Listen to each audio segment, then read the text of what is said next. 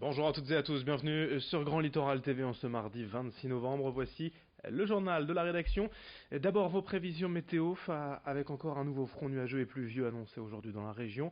Le ciel restera couvert avec des averses prévues dans la journée et des rafales de vent de sud. Un air doux donc, c'est sûrement là le seul point positif de ces prévisions. Les températures plutôt agréables ce mardi, 11 degrés à Dunkerque, à Calais, 12 degrés à Boulogne. La météo complète après ce journal. À la une, tout d'abord de l'actualité, aujourd'hui l'ouverture de la campagne hivernale des Restos du Cœur, la 35e saison depuis l'appel de Coluche pour aider les plus démunis. Désormais les restos comptent près de 73 000 bénévoles en France. L'année dernière, l'association a accueilli 900 000 personnes et distribué 133 millions de repas dans plus de 2000 centres. Ici par exemple, les bénévoles déjà prêts hier pour les premières distributions de repas. Chaque panier est constitué des 4 grandes familles d'aliments, les desserts et produits laitiers, les accompagnements et féculents, les légumes, bien sûr, et enfin les protéines. Thierry Jouot-Defer a suivi hier les préparatifs de cette 35e campagne d'hiver. Explication. Je ne travaille pas, je suis au RSA. Maintenant, j'avais 3 enfants à charge, maintenant j'en ai 2. Et en fait, je suis au Resto du Cœur depuis 2011.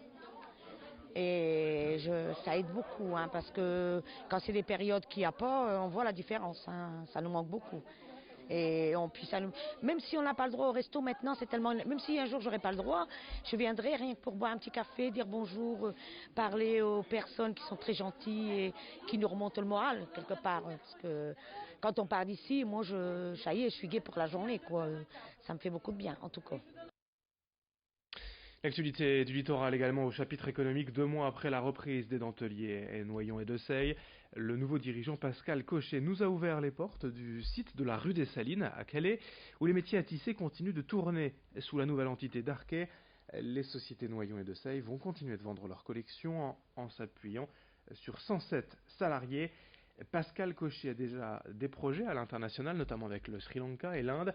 L'entrepreneur qui a déjà repris et redressé la chaudronnerie Sogem à Douai ou encore la conserverie Delpierre. La suite, c'est donc la dentelle. Pour lui, un secteur complexe, en difficulté, mais qui n'effraie pas Pascal Cochet, que l'on écoute au micro de Morgan Reylan. Le groupe avait déjà l'habitude parfois d'opérer sur certains pays européens en accompagnant nos clients. Et là, je constate d'emblée que nous sommes sur un marché mondial. Voilà, il n'y a même pas à discuter. Les clients, les fournisseurs sont aux 4 coins du monde, c'est normal. Alors ça peut être inquiétant du point de vue concurrence, comme ça peut être aussi rassurant par rapport à l'océan de possibilités de développement. D'où cette idée de la soie, je reviens dessus, parce que ça peut plaire. Ça peut plaire à une clientèle anglo-saxonne, asiatique, du Moyen-Orient, des gens qui ont besoin de payer un prix comme un carré de soie Hermès, pourquoi pas un jour un produit d'Arquer à base de soie, de dentelle de soie.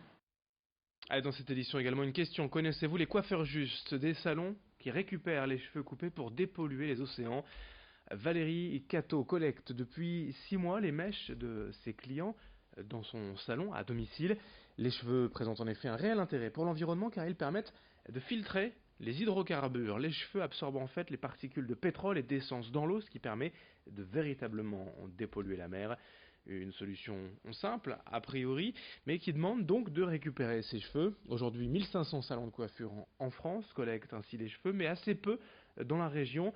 Toutes les infos sur le site coiffeur-juste.com et avec Valérie Cato qui nous explique comment ça fonctionne au micro de Rémi Desromeaux. Coiffeur Juste, donc c'est Thierry Grasse, un coiffeur du sud, du Var, qui a donc lancé cette association pour récupérer les cheveux, donc recycler les cheveux, tous cheveux, donc même les cheveux très courts, les petits cheveux, tout est récupéré de façon à pouvoir ensuite dépolluer les océans. Donc grâce à ces cheveux qui ont un pouvoir absorbant et donc un cheveu il y a beaucoup de propriétés dans un cheveu, donc il est lipophile, il est hydrophile, donc il va pouvoir absorber les graisses, les os. Et donc, on va pouvoir former des boudins de cheveux et pouvoir mettre ça au niveau des océans pour absorber les hydrocarbures et aussi les graisses qui peuvent être dues à des huiles solaires. Donc, il faut adhérer à cette association pour 25 € à l'année et vous avez donc ensuite l'achat des sacs à 1 €.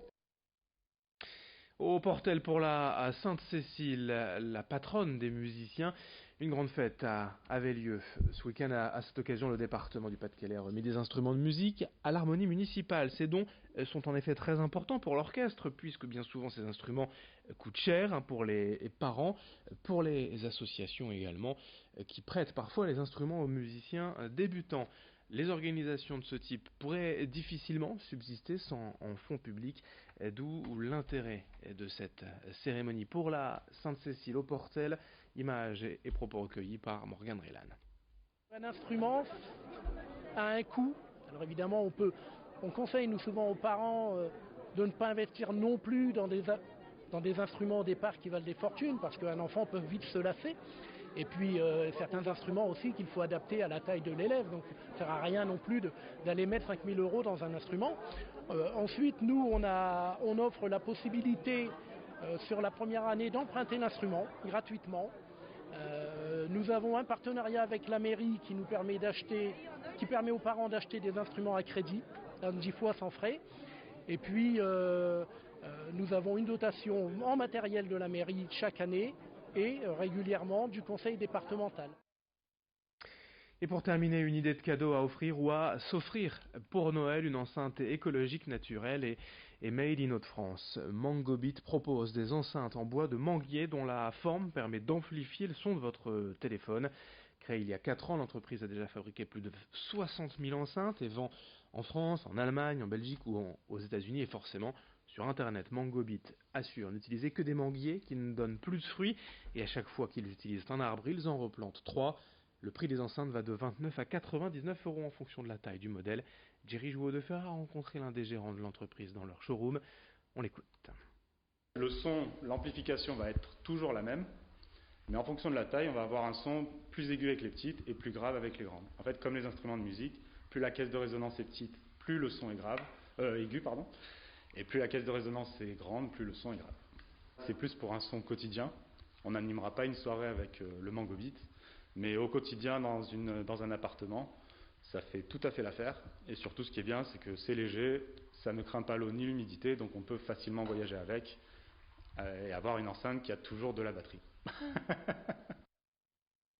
Fin de ce journal sur Grand Littoral TV à suivre dans un instant vos prévisions météo.